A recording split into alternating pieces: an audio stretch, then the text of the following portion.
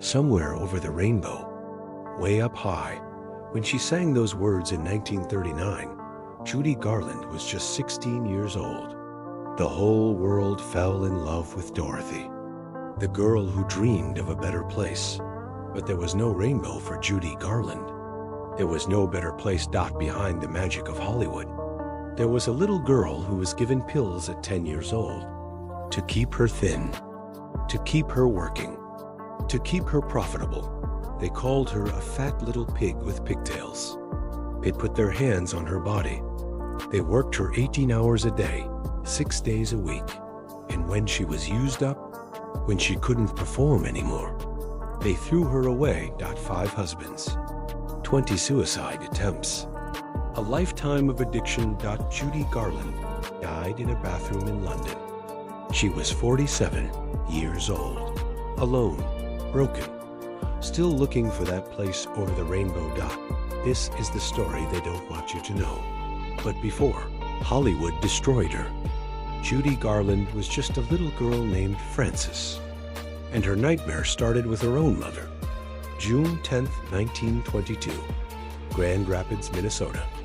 A baby girl named Frances Ethel Gum was born to 2 vaudeville performers. Her parents didn't want her. Her father, Frank, had asked a friend, a medical student, about terminating the pregnancy. But Frances was born anyway. And by the time she was 2 years old, she was already on stage. Frances and her 2 older sisters performed as the Gum Sisters. Their mother, Ethel, was a classic stage mom, demanding, critical, obsessed with success. And when Frances was just 10 years old, her mother did something unforgivable. She started giving her daughter pills, amphetamines in the morning to give her energy, barbiturates at night to make her sleep. A 10-year-old girl hooked on drugs by her own mother. Years later, Judy would call Ethel the real wicked witch of the West. In 1935, Frances Gum, now calling herself Judy Garland, was signed by MGM Studios. She was 13 years old. Her contract was for 7 years. Her nightmare would last a lifetime. At MGM, Judy Garland met the man who would torment her for years. His name was Louis B. Mayer, and what he did to that little girl would shock you. Louis B. Mayer was the most powerful man in Hollywood, the head of MGM Studios, and he looked at 13-year-old Judy Garland and saw a problem. She wasn't pretty enough. She wasn't thin enough. She wasn't glamorous like the other MGM stars. He called her my little hunchback. He called her a fat little pig with pigtails. Mayer put Judy on a brutal diet. No matter what she ordered at the studio cafeteria, she only got chicken soup, black coffee, and cigarettes.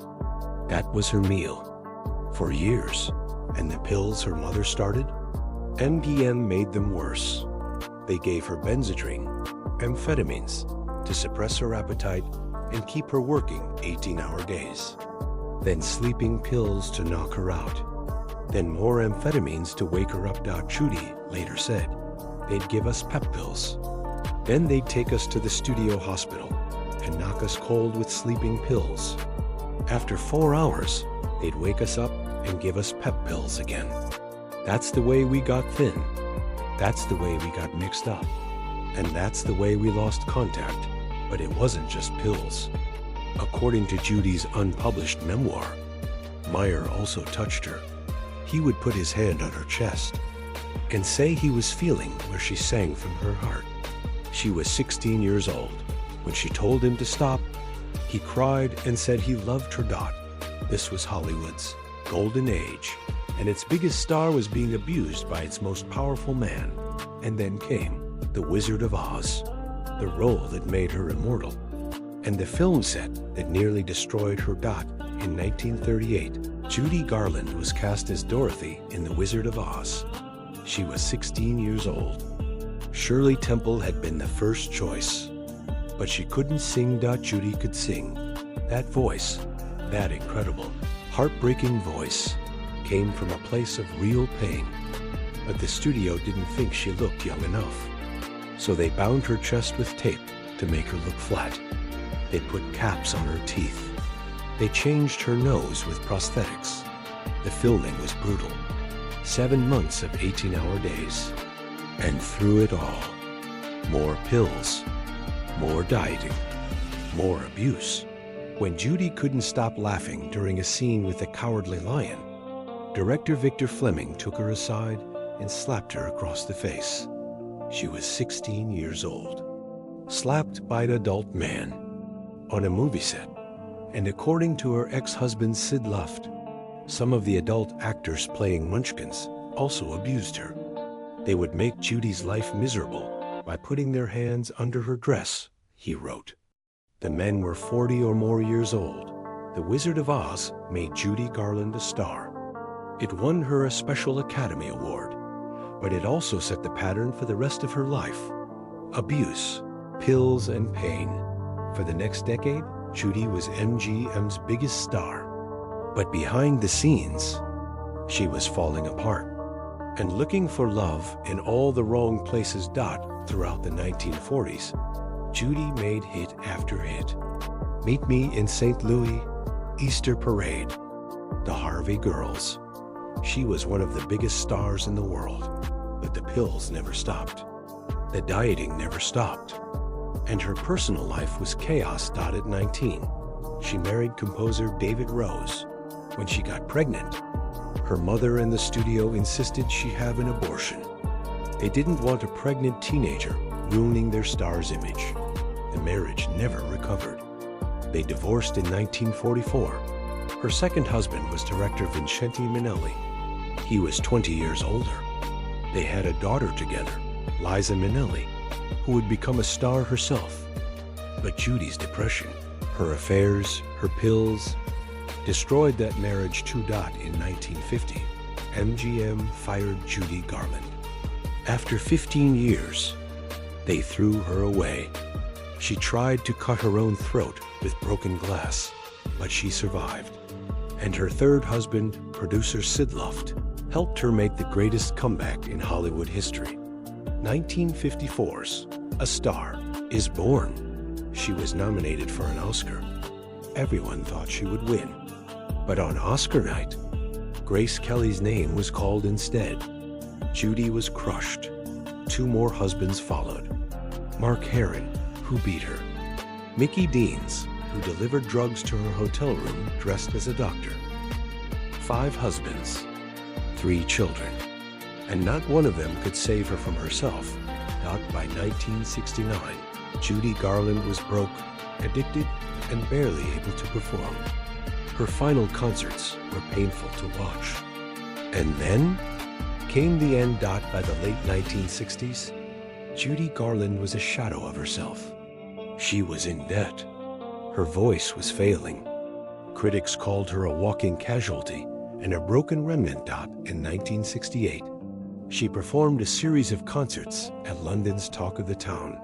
Sometimes she couldn't remember the words to Over the Rainbow, the song she'd sung 1,000 times. In March 1969, she married Mickey Deans, her 5th husband. When her daughter Liza heard about the wedding, she said, "I can't make it, Mama, but I promise I'll come to your next one." The marriage lasted 3 months. Judy's final concert was on March 25, 1969, in Copenhagen, Denmark. She was 46 years old. She looked much older. 3 months later, on June 22, 1969, Mickey Deans found her. She was in the bathroom of their London flat, slumped on the toilet, her hands still holding up her head. The coroner's verdict: accidental overdose of barbiturates, the same pills she'd been taking since she was 10 years old. The autopsy also revealed cirrhosis of the liver from years of alcohol abuse. Even if the pills hadn't killed her, her body was already dying. Judy Garland was 47 years old. 20,000 people came to say goodbye, and the world finally realized what they had lost. Judy Garland's funeral was held in New York City. 22,000 people lined up outside Frankie Campbell's funeral home to pay their respects. She was dressed in the same gown she wore at her wedding to Mickey Dean's just 3 months earlier. Her daughter Liza later said, "She didn't die from an overdose. I think she just got tired. She lived like a taut wire. I don't think she ever looked for real happiness because she always thought happiness would mean the end in 2019. Renee Zellweger won an Academy Award for playing Judy Garland in the film Judy. 50 years after her death, Hollywood finally acknowledged what it had done to her dot today. The Wizard of Oz is still one of the most beloved films ever made. Somewhere Over the Rainbow is still one of the most beautiful songs ever recorded. Millions of children still dream of following that yellow brick road to a place where troubles melt like lemon drops. But the girl who sang that song never found her rainbow. She spent her whole life looking for a place where she could be safe, where she could be loved, where the people who were supposed to protect her actually protected her. She never found it. Judy Garland was a victim of the studio system, a victim of her mother, a victim of powerful men who used her up and threw her away. But her voice, that incredible voice, will live forever. And every time you hear Somewhere Over the Rainbow, remember the little girl who sang it. And remember what they did to her dot if Judy Garland's story touched you. Share this video. Let the world know what really happened behind the magic of Hollywood. Subscribe for more stories of stars who deserve better. Next week, Marilyn Monroe, suicide, murder, or cover-up? And tell me in the comments, what's your favorite Judy Garland moment? I read every single one. Until then, may you find your rainbow